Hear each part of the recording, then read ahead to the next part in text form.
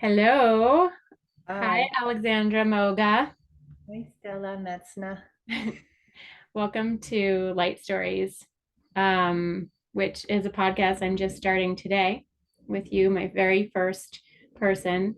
And it is a podcast to bring brightness and joy and light and ease into people's lives. Just really quick, easy listening, sweet stories, and brightness and shine. Love it. So, yeah. And the reason why I asked you to come on this podcast is because you are such a bright light, not only for me, but for so many others. And you're like the life of the party. The fun never stops when anyone is with you. And I feel like that is part of what this podcast is about: how to bring joy, how to bring fun, how to bring light, how to bring life. And you are so good at that. And yeah, so I know that you are a yoga teacher and that your website is Moga Yoga. And I would just like you to say a little bit about where you are right now in your life and where you are right now in your offerings. Well, just want to say that you are a light and a joy and a bright, radiant, shining being. So um, that's amazing that you're bringing more of that into this world. So, and thank you for reminding me of those parts of myself. I think life can take us in a lot of different directions, and we can forget the best part of ourselves sometimes. So thank you for being an amazing sister and reminding me of that gift that I have to give. So yeah, my website's Moga-Yoga. It's my last name. Resisted doing that for a lot of years just because it was too corny and easy, but God gave you a gift, you better use it, girl. So I did. I just went ahead and bought the URL. So yeah, been teaching yoga for 12 years about, and I am currently 2 years into living in a new city. I'm now in Nashville, Tennessee. I grew up in New York City and lived there after college for many years. And that's the primary place where I started my work as a yoga teacher. And then being here in Nashville has really brought new things in my life to light. Just kind of COVID forced everyone, and myself included, to take a step back from the things that were sort of like engulfed in. And so currently I've been experiencing a year full of lots of growth and learning. So got my real estate license, Wow. and started learning with a Native American herbalism teacher. Took a Marma training course, which I'd been wanting to do for many years. Marma is Ayurvedic acupressure massage. So that's always been like just a natural inclination for me to connect to loved ones through touch and massage. And being able to study that has been such a deepening of, oh, I have a gift and I'm not Mm, afraid to share it, right? Because I feel like people have gifts that they're so yeah. insecure around. And with Marma, that was a gift that I felt so strong in and like so inspired to offer to people. So it felt like another piece of myself just locked in and bloomed. Mm. So on that note, um, how do you feel like right now, after learning all these things and deepening your practice and deepening your yoga, how do you feel like you bring light into the world? What's your shine? Mm, wow. This comes at a very interesting moment because the other night I feel like a prayer of mine was answered through this experience with an amazing group of musicians here that were gathering to record a friend's music. And I think that's my like little fragile egg of a dream is like Mhm. making music and expressing myself through sound and poetry. And I'm not, a musician, but I do feel the energy of it move through me. So, it was like a really wild experience of the song they were recording was incredible. First of all, it was a Rumi poem that he had taken and arranged to really, there was an 11-piece band, banjo player, fiddle player, guitar, upright bass, this awesome chick on drums. Everyone there was giving from the heart, and you could feel it in the music. You can feel the love there, and that elicited so much love and incredible appreciation and joy in me. And it was this like upward spiral, never ending feedback loop of just juicy ecstasy. Mm. And I So wait, think but that, what I'm hearing is that this lights you up. So how do you then light others up? Are you saying that right now you're lighting others up with music and poems and songs as well? well, I think there's two parts to that question, right? And this is a big component of the teachings in Bhakti yoga, the exchanges of love. That's what light all of us up. And there's actually 3 exchanges of love, but there's 6 of them because you do both sides, right? It's Mhm. giving and receiving, giving and receiving um, gifts, giving and receiving food that's cooked with love, giving and receiving sort of your heart, and speaking in confidence and in this sort of intimacy of, I'm going to share my heart because I trust you. And also receiving that trust and receiving someone's heart is a gift. So Mm. what was happening in that room and that the other night, and what I was really feeling was, this is putting into me, and that's allowing me to give back to it. And like feeling that energy and like appreciating back into the room and sort of acknowledging, like, that sounded really good, you're doing that so well. And a lot of it was silent too, of just like an energetic download and output through my body, through just, yeah, it was wild. It was like another level of energy. So I don't know if that answers, Wow. but like Yeah. actually materially, I think I'm about to do a yoga retreat in Sedona with a good friend of mine. He's an Ayurvedic chef, and put all these things that I'm learning and just give them right back. Like, I Mm. don't need to be an expert, but now I know something. Someone gave me this thing, and all the best thing I can do with it is to give it back to give it to someone new, and just Beautiful. no self-consciousness around that. And I think the experience of being a yoga teacher for 12 years has really empowered me to like just freaking do it. You don't have to Yeah. be perfect to share a gift I and love that. Yeah. acknowledge.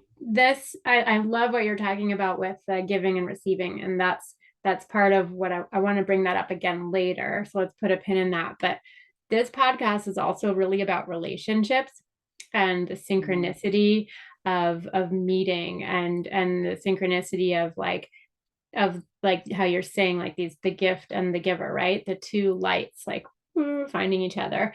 And so I'm curious about you, like seeing yourself now where you're at, right? We're trying to keep meeting ourselves where we're at.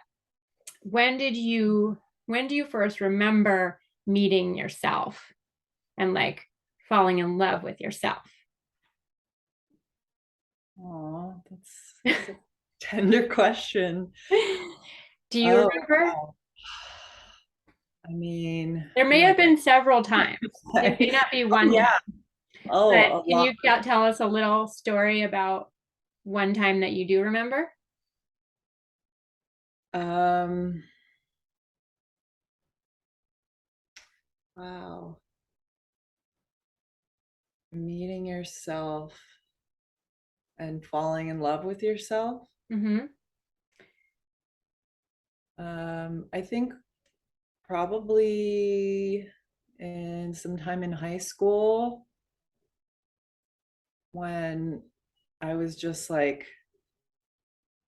so confident, and Mm-hmm. Yeah, I just spent I think what's empowered me in my youth was um, my body through sports and my body through pleasure and self pleasure and exploring my sexuality. And that gave me a sense of who I was and what I liked and what makes me feel like confident. And that was a big result of being not confident and, the weird black sheep at my local school during middle school. Yeah. So feeling that sort of like gut knowing that I have to go to this new school and do this thing and following it, Mm. that established a pattern for me to then do that from high school to college. And then after college to starting my own business. And after that to, going to India and studying yoga in a way that was very confronting, but also life changing. And then leaving New York so it's like Mm. all these like pivotal moments informed by the confidence of knowing that, oh, when I feel this way about something, it's even though it's unknown and scary, actually it's a good idea to go for it. Mm. So that's kind of also because I was going to ask you, like, how do you stay in right relationship with yourself too? But it sounds like that is how, like, knowing the feeling and then hearing that voice and then knowing which voice to listen to, whether it's the mind or the heart or the spirit or the will or, the I can. Yeah. I think I experienced it in my body, like a gut feeling, a feeling of excitement. Like that one time we're on a text thread together with a group of really awesome women, and you had sent something out in the summer of 2019, and I didn't even, I caught like one word in the text, a preview word, and I was like, what is this? I have to do this. What is that? What's going on? Like, I had no idea, but my body immediately responded. Right. And I was one of those things, completely last minute, zero preparation, but it was like, I have to do that thing. Yeah. And to me, knowing you and being in relationship with you and being totally in love with you as a friend, I that is one of the things that I love about you so much. And that's why you're like the number one best road trip buddy in the world, because it's like every moment is like that. It's like, you're just driving along and then, ooh, let's go do this, let's go do that. And you don't have a pause. Like I find myself often being like, I don't know if that's gonna work, but you're just like, nope, we're gonna go do this. And my gut says yes. And so let's go. And it's the most fun. And to me, that is a huge part of how you light up the world. Thank you. I think as a child, whatever intense energy I had maybe was like oftentimes tried my poor parents try to rein it in and like, I say stifle, but they were just trying to probably not lose their minds. And so that's something that I think I've been working through, specifically of like, don't stifle that excitement and actually create space for it to happen more, because that's where the magic is in my life. Yeah.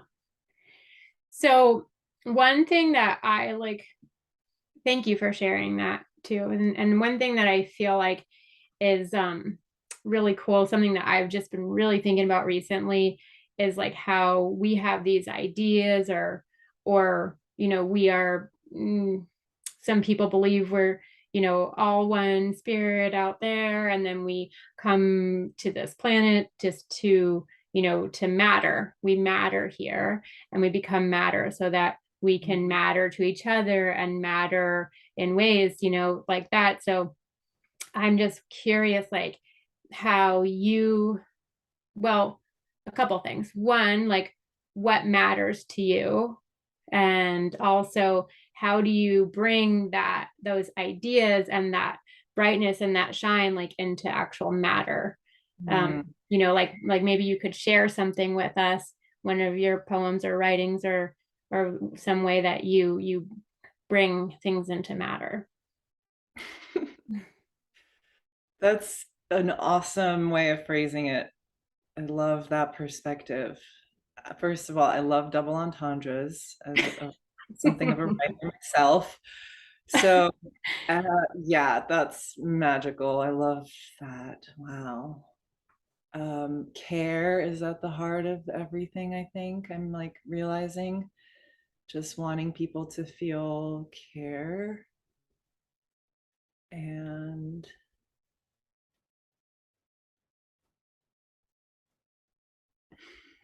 I'm gonna cry. Oh, Yeah, I think. crying so good. Mhm. Yeah, just like nourishing people and whether doing that through food or affirming them and like, you know, shining light on their goodness. That's the richest stuff. And then like physically caring, bringing that into, I think the Marma practice and Mm. technique is so powerful because yes, I'm like pressing on acupressure points in the body that, scientifically and physically transmit energy to different organs. And there's like a science behind that. But all I'm doing the whole time is praying. Love that. Right. And like meditating on source, please heal this person. And let me like be the instrument for that. Mm. So and it works, I think, for me because it is like that blend between complete spirit, praying is invisible. The power of prayer is like such an ephemeral thing. You can't see it. But the visualization, the mantra that I'm repeating in my mind, and then the material fact of like body on body, like Mm. there's an undeniable energetic exchange that happens with that, and there's such a potent result. And I think that because it's like experience physical, there's like a physical experience of it, it becomes real, more real. So that satisfies the many parts of me, that we all have, right? The physical, the immaterial, the spiritual, the subtle. Yeah. So then, yeah, what is something that you think that you could share with us of your craft? uh well, If you want to. I really enjoy spontaneity, as you know, as we touched on. And I think that's the power of music and jazz and like, Mm. people being able to feel what the music is saying and conversate through that. So I'm a word lover, and I think that poetry is music through words, and melody and like meter. So the way poetry comes usually is like one little kernel of aha, and all the things I've been collecting through the week or the month, just sort of like, oh, here I am. I can fit in right there. Oh, here I am. And they all sort of like fall into line. Mm. So anyway, I would like to just offer a spontaneous word art thing. Perfect.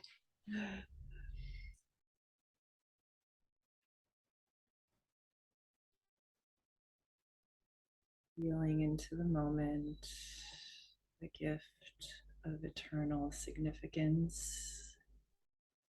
You. You are everything you are needing but my friend, it is not the you see in the mirror. You are everything you are needing when you turn from projections, imperfect reflections, seeking affirmations in the false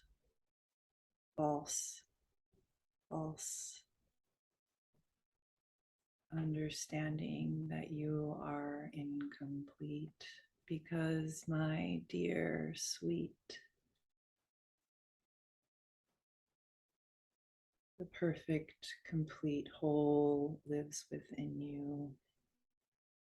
Indeed, it is from that spring that your life waters rose in the womb of your mother's rose, in the womb of your grandmother's unspoken prayer for her daughter to live in harmony. And you're there in the moment when you sit and stand and bend and weep.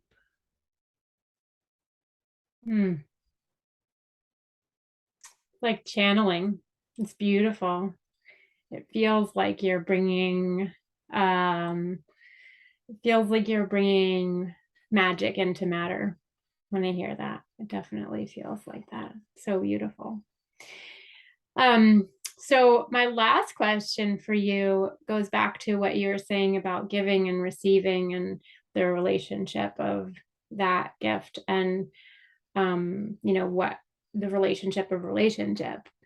And I'm curious, like, if you there's two parts to this, but the first part would be if you could ask for anything out there, anything in the world, any gift to receive from anyone, any listener, any being, any spirit, any angel, what would that gift be that you would want to receive?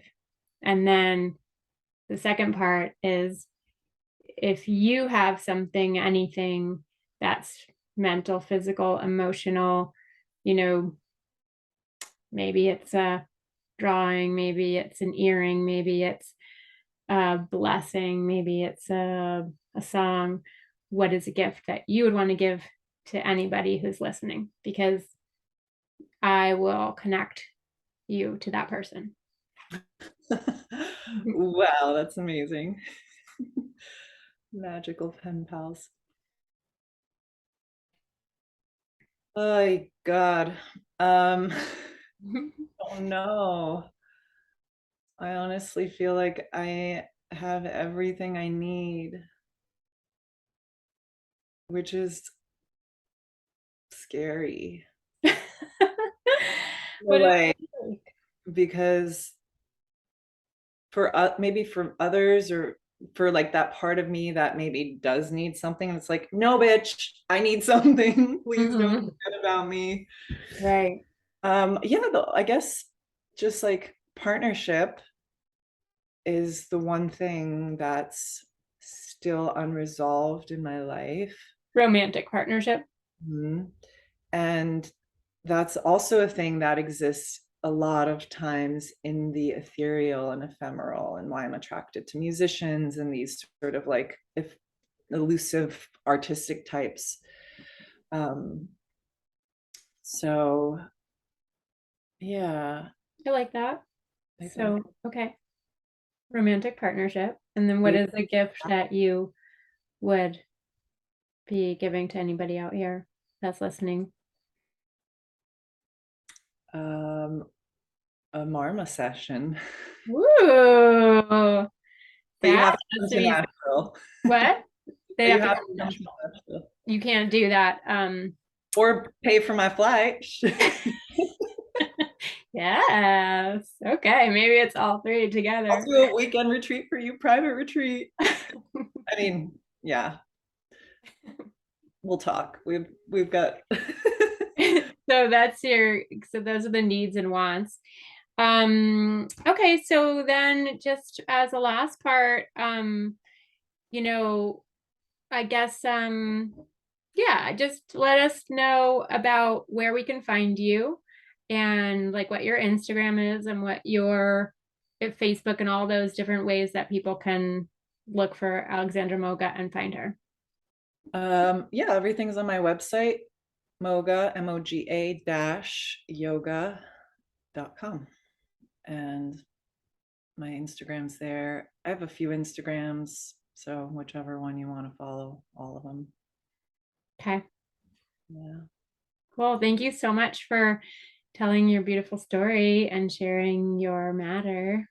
You matter to me, and I love you so much. I love you. Thank you. I can't wait to hear all your other light matters guest.